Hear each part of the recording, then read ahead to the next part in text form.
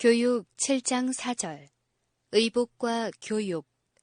아담한 옷을 입으며 왕의 딸이 궁중에서 모든 영화를 누리니. 디모데전서 2장 9절, 시편 45편 13절. 의복에 대한 올바른 원칙을 가르치지 않는 한 교육은 완성될 수 없다. 흔히 이런 것을 가르치지 않을 때 교육 활동은 지연되고 그 길을 그르치는 것이다. 의복에 집착하고 유행의 마음을 빼앗기는 일은 교사들에게 있어서 가장 무서운 경쟁자요, 가장 유력한 방해물 가운데 하나이다. 유행이란 마치 철권을 가지고 지배하는 여주인 같은 것이다.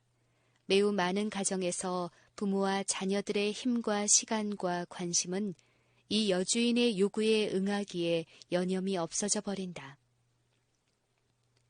부자들은 언제나 변하고 있는 유행의 스타일에 일치하는 일에 최고가 되려고 열망하고 있으며, 중류 이하의 사람들은 자기들보다 낫다고 생각되는 사람들의 기준에 접근하고자 노력하고 있다.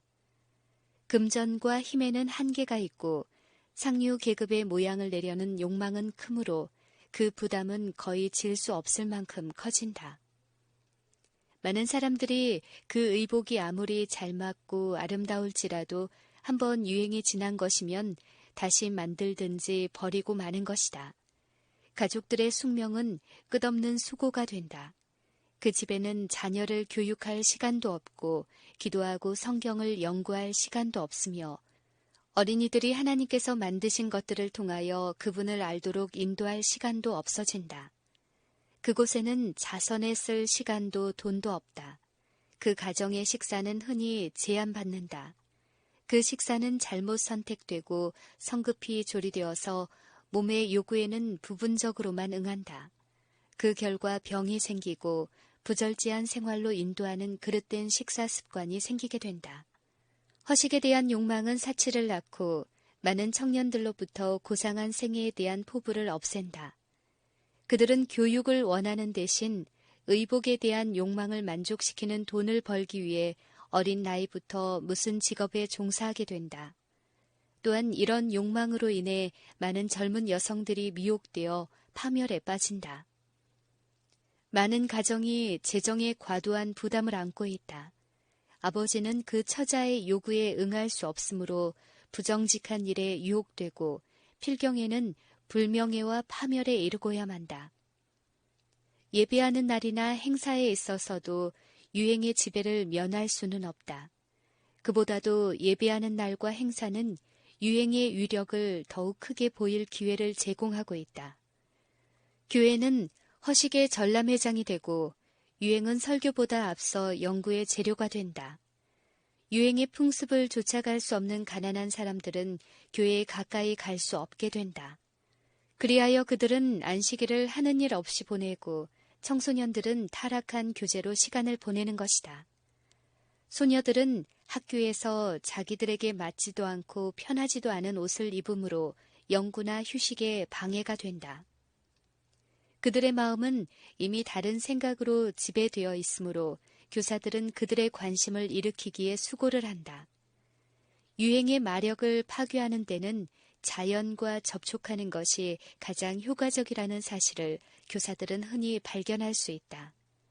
학생들로 하여금 시내와 호수와 바다에서 즐거움을 맛보게 하고 산에 오르고 낙조를 바라보게 하며 나무숲과 들의 보고를 탐색해 하며 그들로 하여금 야채와 화초를 기르는 데서 즐거움을 느끼도록 하면 유행을 따라서 옷에다 리본이나 주름 잡힌 돌연을 다는 일을 무의미한 것으로 보게 될 것이다.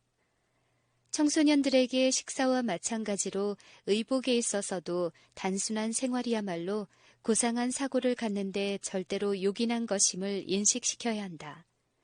그들로 하여금 배워야 할 일이 얼마나 많으며 평생 사업의 준비에 있어서 청년 시절이 얼마나 귀중한 시기인가를 깨닫도록 해야 한다.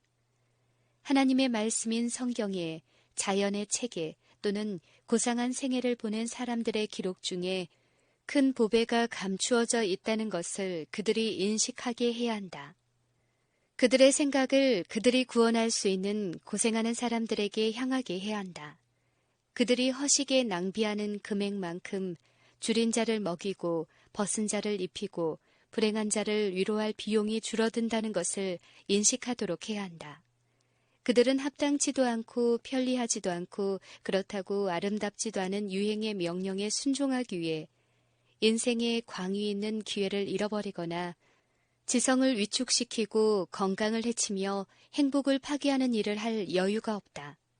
동시에 청소년들은 하나님이 모든 것을 지으시되 때를 따라 아름답게 하신 자연의 공과를 배워야 한다. 그 밖의 모든 다른 일들과 마찬가지로 옷에 있어서도 우리의 창조주께 영광을 돌리는 것이 우리의 특권인 것이다. 하나님께서는 우리가 입는 의복이 말쑥하고 건강에 도움이 되는 것일 뿐만 아니라 몸에 잘 맞고 어울리는 것이 되기를 원하신다. 복장에 의하여 그 사람의 인격이 판단된다. 세련된 취미와 교양이 넘치는 지성은 단순하고 적합한 복장을 선택하는 데서 나타난다. 청초하고 질소한 의복이 겸손한 태도와 연합되면 젊은 여성을 품위 있는 분위기로 두를 것이요. 그 분위기는 허다한 위험에서 그를 지키는 데 매우 도움이 될 것이다.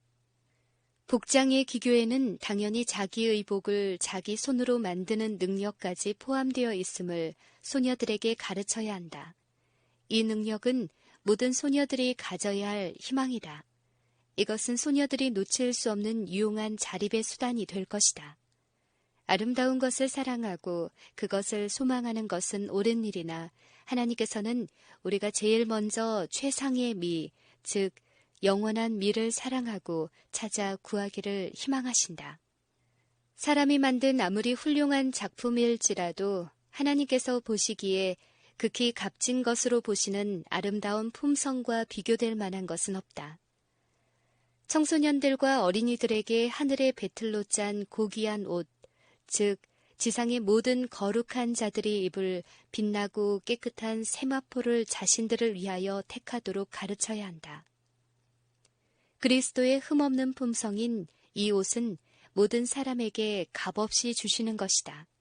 그러나 이 옷을 받는 사람은 이 세상에서 받아 이 세상에서 입을 것이다. 어린이들에게 그들이 마음을 열고 순진하고 사랑하는 마음을 가지고 남을 도울 때 그 자신들은 그리스도의 품성의 아름다운 옷을 입게 된다는 것을 가르쳐야 한다. 이 옷은 그들이 이 세상에서 아름답고 사랑스럽게 할 것이며 내세에서는 왕이신 그리스도의 궁전에 들어갈 자격이 될 것이다. 그 허락은 흰옷을 입고 나와 함께 다니리니 그들은 합당한 자인 영고라 라고 하였다.